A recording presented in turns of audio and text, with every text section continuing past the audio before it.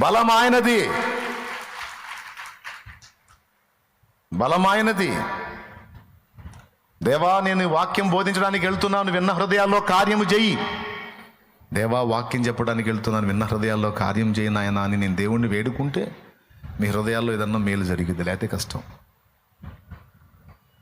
ఎంతమందికి అర్థమైంది? ఇప్పుడు చెప్పండి, ఏదన్నా సాధించాలంటే బలం ఎవరిది? ఆ బలం మీద మనం డిపెండ్ అవ్వాలంటే మన బలం సంగతి ఏందో మనకి తెలియాలి. అందుకే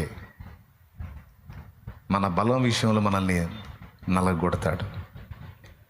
దేవుని జ్ఞానం మీద మనం ఆధారపడాలి, దేవుని ఐడియాలజీ మీద మనం ఆధారపడాలి అంటే మన జ్ఞానం ఎంత పనికి మాలిందో మనకు అర్థం కావాలి.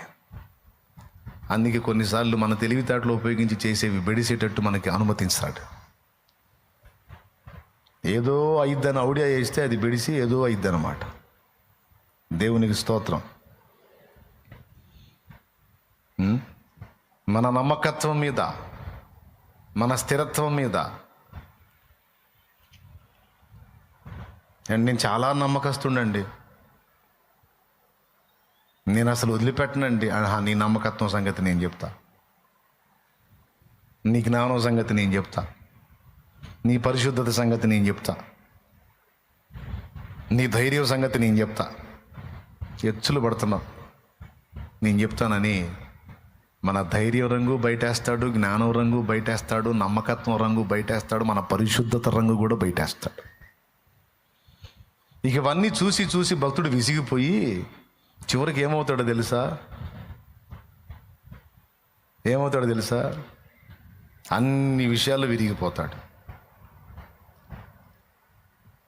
విరిగితేనే, లేకపోతే కష్టం. ఎంతగా విరిగిపోతామో, ఎంతగా ఆయన ఎదుట నలిగిపోతామో, మన స్వీయత విషయంలో మన బలహీనతను మనం ఎంతగా గుర్తెరుగుతామో అంతగా ఆయన్ని ఆశ్రయిస్తాం. అప్పుడు ఆయన శక్తి నింపుతాడు. అది ఎంత అసాధారణమైన శక్తి అంటే, పనికి రాని, పనికి మాలిన స్థితిలో ఉన్న మనల్ని ఎవడూ చేయలేని గొప్ప పనులు చేయటానికి నిలబెడతాడు. అర్థమైతే గట్టి కొట్టు, లేకపోతే వదిలేసి.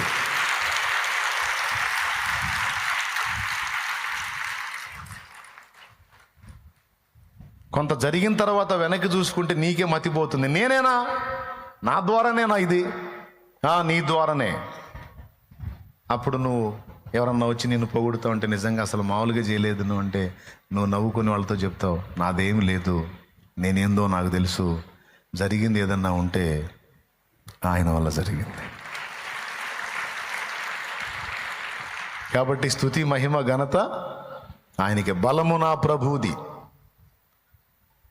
అట్లాగా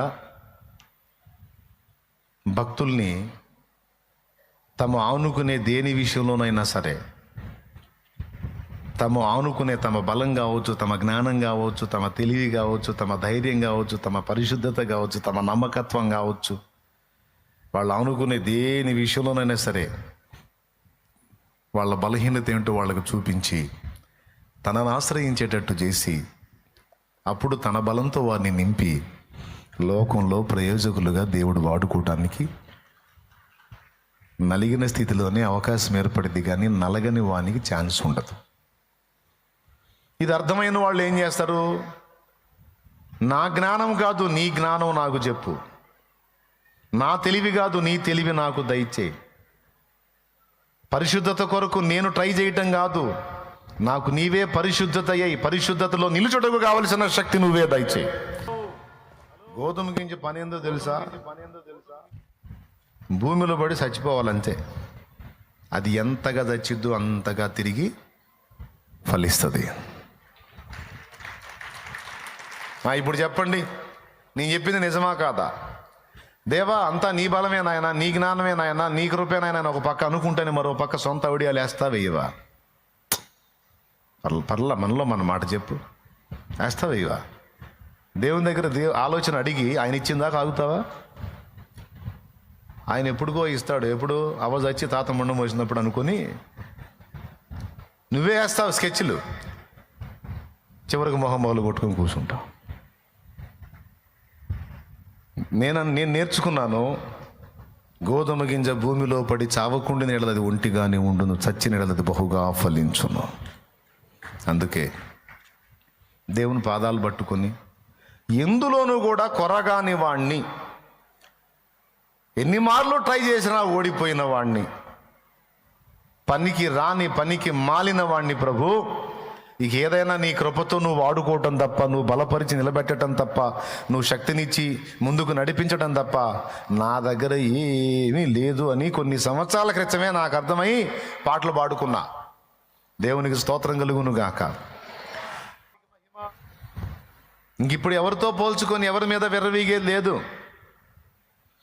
ఎవరైనా పాపులు రా అంటే ప్రధాన పాపి నేనే అని నిలబడతాను పోయి. ఎక్కడ? దేవుని ముందు. వాళ్ళేం పాపులు తండ్రి, బోడి పాపులు. ప్రధాన పాపిని నేను నాయన. నా పరిశుద్ధత, జ్ఞానం, నీతి, విమోచన, ధైర్యం, బలం నువ్వే యేసయ్యా. ఇంకా లేకపోతే నా వల్ల ఏది కాదయ్యా. బ్రతకటమే అసాధ్యం ప్రభువా.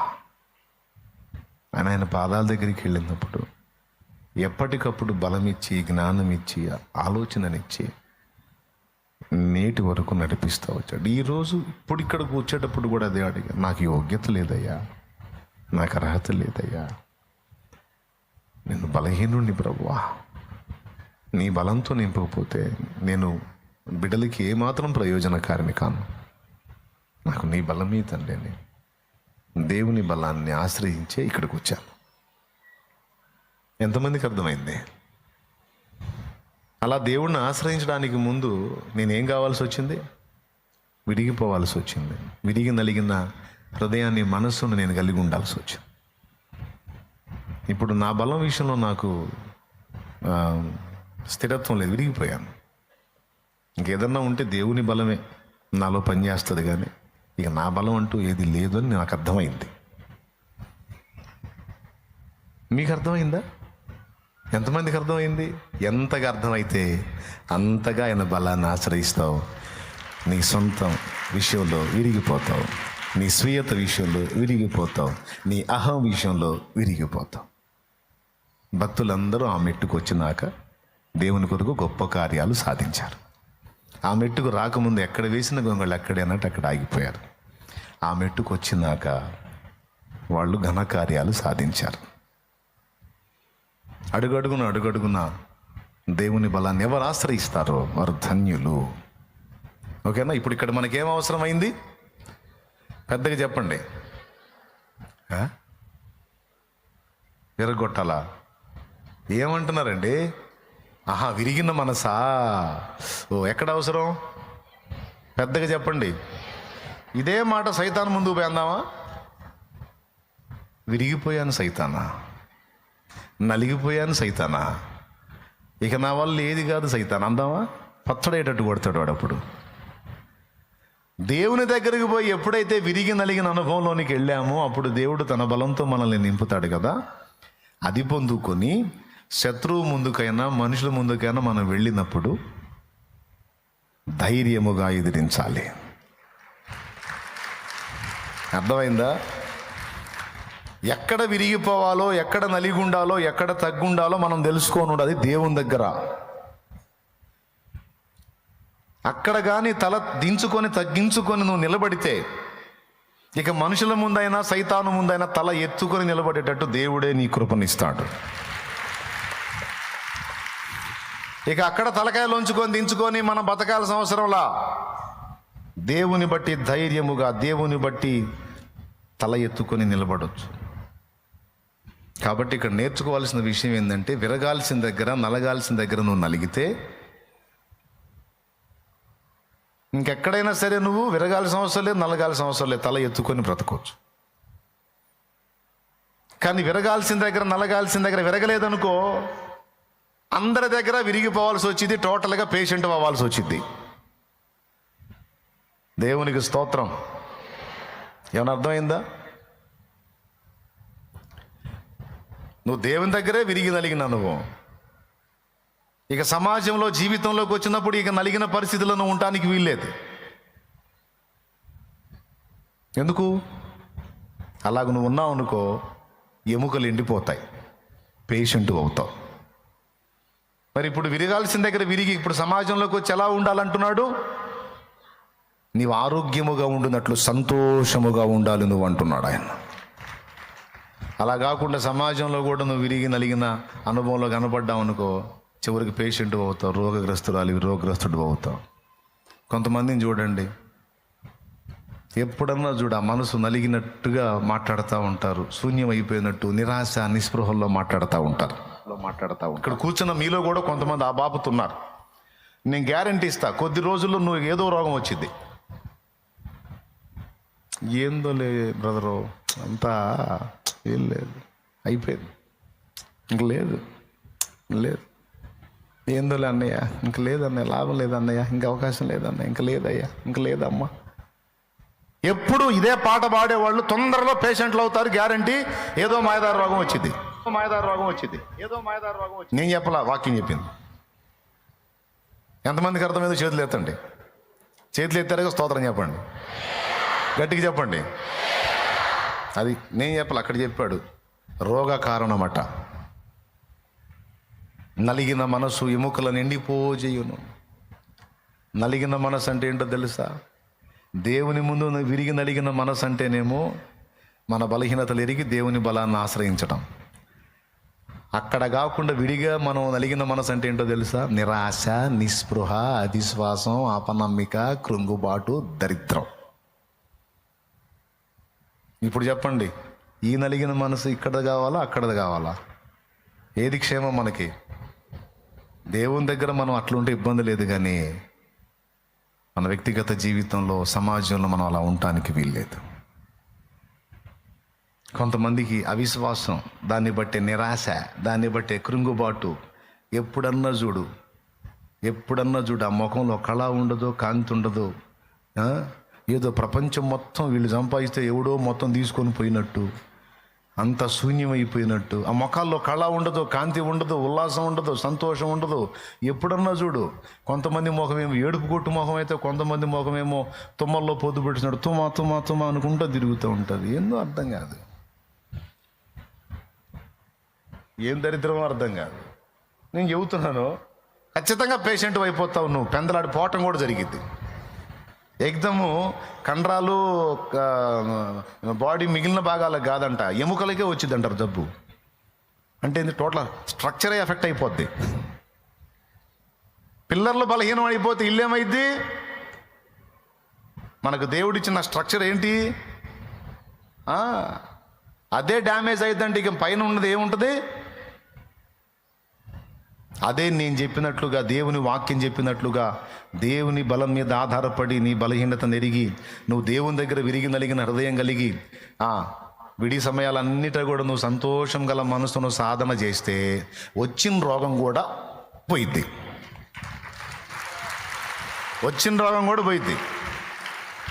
అది ఏ కంపెనీ జబ్బు అయినా సరే వెనక్కి తిరిగిద్ది.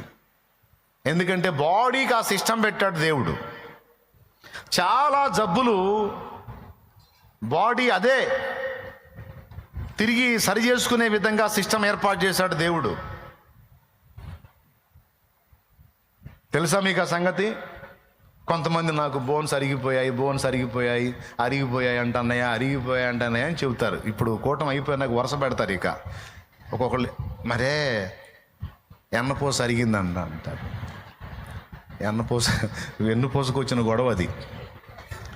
వెన్నపూస అయితే అరిగిద్ది, అది వేరే సంగతి. ఇది వెన్నుపూస ఊరకి డింగుమని అరిగిపోవటానికి. బాడీకి ఇచ్చిన సిస్టమ్ ఏంటంటే, ఒకవేళ నీ బోన్స్ అరిగితే మళ్ళీ అవి సంబంధిత లెవెల్కి పెరిగే ఛాన్స్ కూడా ఉంది. అరిగింది అనగానే ఏం ఫిక్స్ అవుతారు తెలుసా? ఇంక అరిగిపోయిందంటే, ఇనుప వస్తువు అరిగిందనుకో తరిగిపోయిద్ది, మళ్ళీ పెరిగే ఛాన్స్ ఉందా? మరి ఇనుప వస్తువు అంతటిదే అరిగిపోతే మళ్ళీ పెరిగే ఛాన్స్ లేనప్పుడు మా ఎముకలు ఏముంది? అరిగిపోయినాయి అంటే ఇక పెరగవని ఎవడు చెప్పాడు నీకు? ఎవరు చెప్పారు నీకు తెలుసా? అరిగిపోయిన ఎముకలు కూడా తిరిగి దాని పూర్వస్థితికి వచ్చే ఛాన్స్ ఉంది అని వైద్యశాస్త్రం చెప్తుంది. ఏమయ్యా, అరిగిపోయినాయి అంటే ఎనపోస్తుంది. అరిగిపోతే మళ్ళీ పెరగకుండా ఉంటాను. నువ్వు సజీవమైన శరీరం కలిగి ఉన్నావా? ఏదన్నా తేడా వస్తే మళ్ళీ రెక్టిఫై చేసుకునే ఛాన్స్ దేవుడు దానికి ఇచ్చాడు. తెలుసుకో. ఎంతమందికి అర్థమైందే? ఎన్నుపోసి అరిగిపోతే ఇంక మళ్ళీ పెరగదా? మరి అన్నయ్య ఇక్కడ ఎముకలు అరిగిపోయినాయి అంట. నేనంట అరే అరిగిపోతే ఇంకేముంది, ఊడదీయటమేగా అంట. అరిగిపోతే ఊడదీసి కొత్త వేయటమేగా అంట. చూస్తూ ఉంటారు. అరిగిపోతే మళ్ళీ పెరిగిద్ది లేపు అని ప్రార్థన చేస్తా. ఎముకలు అరిగిపోయినాయి అన్నయ్య అంటే కాస్త ఆ రాగి జావ తాగు, కాస్త కాల్షియం పట్టే తిండి తిను, మళ్ళా ఎముక సాంద్రత నార్మల్ స్థితికి వస్తుంది అని చెప్పి పంపించిన వాళ్ళు బోల్డ్ అంతమంది. నేను ఎందుకు ఈ విషయాలు చెప్తున్నానంటే, దేవుని దగ్గర నువ్వు ఉండాల్సిన తీరులో ఉండే పని అయితే ఇక ఎక్కడా కూడా నువ్వు నిరాశ నిస్పృహల్లో బ్రతకాల్సిన అవసరం లేదు. ఎక్కడైనా నువ్వు సంతోషంగా ఉండవచ్చు. ఎవరిని బట్టి ఉండాలి, అది రూల్ అంతే. సంతోషము గల మనస్సు ఆరోగ్య కారణం అంటే అర్థం ఏంది మరి? హెల్దీ.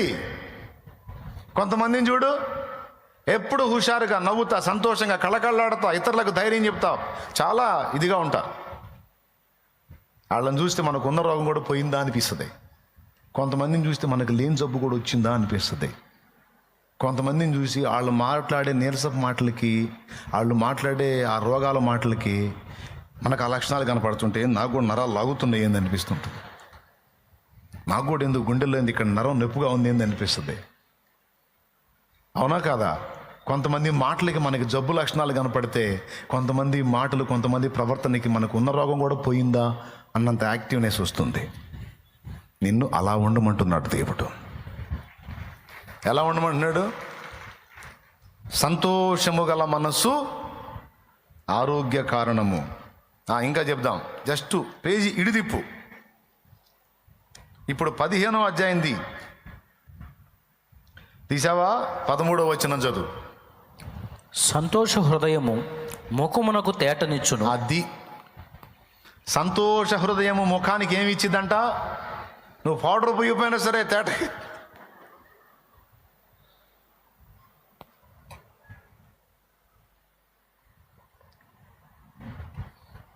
సంతోషము గల మనస్సు ఆరోగ్య కారణము. సంతోష హృదయము ముఖానికి తేటనిచ్చిద్ది. మనోదుఖం వలన ఆత్మ నలిగిపోయిద్ది. అంతటితో అయిపోలా. మళ్ళీ ఇంకోటి చూపిస్తా చూడు. 15వ వచనం చదువు. బాధపడువాని దినములన్నీ శ్రమకరములు, సంతోష హృదయునికి నిత్యము విందు కలుగును. నేను చెప్పాను, ఆడుందా? ఏం సంతోషంగా ఉంటావు అన్నయ్య? బతుకంతా బాధలు అయిపోతే ఎక్కడికి వచ్చినప్పుడు నువ్వు అదే చెబుతున్నావు, సంతోషంగా ఉండండి అని. నీకేం ఉంటావు? ఉంటానికి ఉంది, తింటానికి ఉంది. ఏడ మాకు అప్పులయ్యి ఇల్లు కూడా జరక్క, ఎవడొచ్చి ఏం తిడతాడో అర్థం కాక, బతకాలో సావాలో అర్థం కాక ఊగిసలాడుతుంటే సంతోషంగా ఉండు ఉంటే కదా ఉండటానికి. నేను అంటున్నాను అంటే, డబ్బులు ఉంటే సంతోషంగా ఉంటావా? సరే, యేసునామములో నీకు డబ్బులు వచ్చును గాక అని నేను అంటా. నిజంగా వచ్చినాయి అనుకో, కాస్త కూస్త ఉన్న ఈ సంతోషం కూడా పోయిద్ది.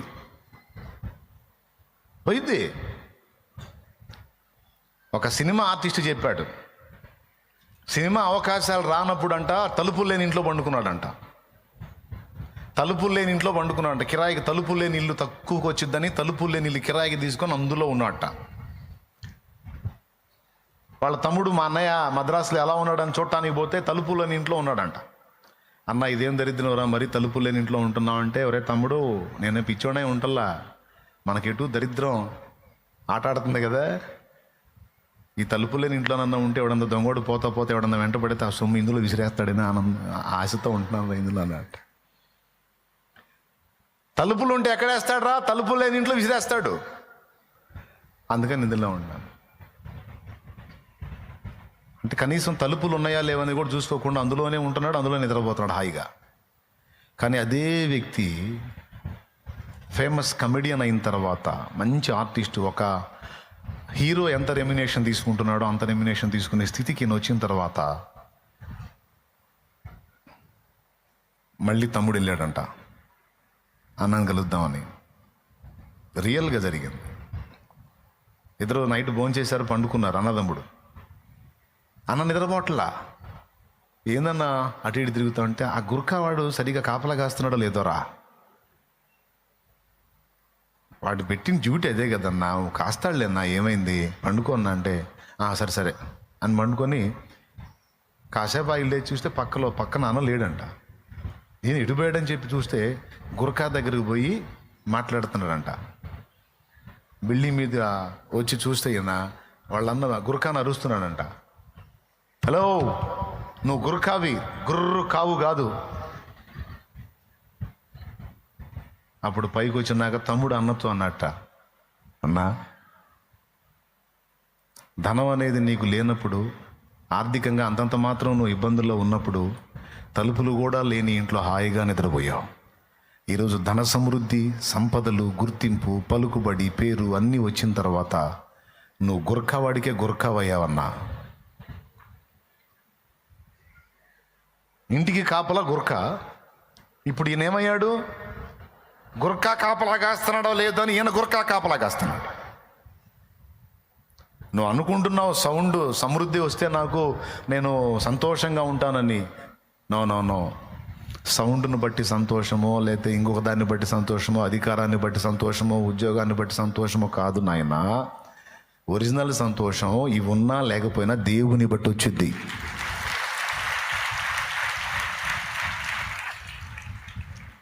ఉద్యోగం లేదు అయితే దేవుడు లేడా? ఉద్యోగం లేకపోయినా ఏసై ఉన్నాడు. ఏసై ఉన్నాడంటే వచ్చిద్ది, ఉద్యోగం వచ్చింది, దాని బాబు కూడా వచ్చింది. ప్రతిదానికి ఒక సమయం ఉంది, నిర్ణయ కాలం ఉంది, తగిన కాలం అనేది ఒకటి ఉంది. ఆ కాలంలో నాయన నాకు ఇస్తాడు. ఆయన ఆ సమయం తీసుకొచ్చిన దాకా నేను ఆలోచించి ఏం చేయగలుగుతాను, దిగులు పడి, నిరాశపడి, నిరుత్సాహపడి, కృంగిపోయి, తీరా నాకు జాబ్ వచ్చేసరికి పేషెంట్ అయి ఉంటాను. నేను అనుకున్నది సాధించబోయేసరికి రోగగ్రస్తుడై ఉంటాను. ఏమరిగింది? కాబట్టి నేను దేవుని నమ్ముచున్నాను. దేవుడు నాకు తోడై ఉన్నాడు. నాకై ప్రాణం పెట్టిన దేవుడు నాకున్నాడు. నేను ఆయన మీద ఆనుకుంటాను. ప్రతిదీ కూడా తగిన కాలమందు నాకు అందేటట్లు దేవుడే సిద్ధపరిచి ఉంచాడని నేను నమ్ముతున్నాను.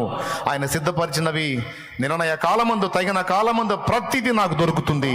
కాబట్టి అప్పటిదాకా నేను ఏడుస్తూ ఉండాలా, నవ్వుతూ ఉండాలా? మీరే డిసైడ్ చేసుకోండి. ఏడుస్తూ ఉండాలి, నవ్వుతూ ఉండాలా? ఏడుంటున్నారు? ఇప్పుడు నేను చెప్పాను కాబట్టి అంటున్నారు. ఇందాడదాకా ఎట్టని మీ మొఖాలు. దేవునికి స్తోత్రం కలుగును గాక. నువ్వే డిసైడ్ చేసుకో.